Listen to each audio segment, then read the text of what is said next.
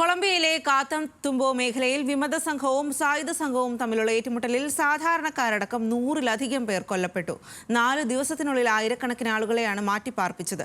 സമാധാനം പുനഃസ്ഥാപിക്കുന്നതിനായി മേഖലയിൽ കൂടുതൽ സൈനികരെ വിന്യസിപ്പിക്കുന്നുവെന്ന് കൊളംബിയ അറിയിച്ചു. രാജ്യത്ത് ദേശീയ അടിയന്തരാവസ്ഥ പ്രഖ്യാപിച്ചിട്ടുണ്ട്. കൊളംബിയയിലെ ഏറ്റവും വലിയ സായുധ സംഘമായ നാഷണൽ ലിബറേഷൻ ആർമിയായ ELN-ഉം 2016-ൽ സർക്കാരുമായി സമാധാന ഉടമ്പടിയിൽ ഒപ്പുവെച്ച വിമത ഗറില്ല ഗ്രൂപ്പായ ഫാർക്കും തമ്മിലാണ് സംഘർഷം ഉടലെടുത്തത്. വെനസ്വേലയുടെ അതിർത്തിയോട് ചേർന്ന് കിടക്കുന്ന മേഖലയിലെ കൊക്കെയിൻ വ്യാപാരത്തിന്റെ നിയന്ത്രണത്തിനായി നാഷണൽ ലിബറേഷൻ ആർമി സായുധ സംഘവും ഗറില്ല ഗ്രൂപ്പായ റെവല്യൂഷണറി ആൻഡ് ഫോഴ്സ് ഓഫ് കൊളംബിയയിലെ അംഗങ്ങളും തമ്മിൽ കാലങ്ങളായി മത്സരിക്കുകയാണ്. കൊല്ലപ്പെട്ടവരിൽ സമാധാന ഉടമ്പടിയിൽ ഒപ്പുവെച്ചവരും ഉൾപ്പെടുന്നു. 5000 സൈനികരെ ഇതിനകം അതിർത്തി പ്രദേശത്തേക്ക് വിന്യസിച്ചിട്ടുണ്ട്. 100 കണക്കിന് ആളുകൾ തിബു പട്ടണത്തിൽ അഭയം കണ്ടെത്തി. മറ്റു ചിലർ അതിർത്തി കടന്ന് വെനസ്വേലയിലേക്ക് പലായനം ചെയ്തു.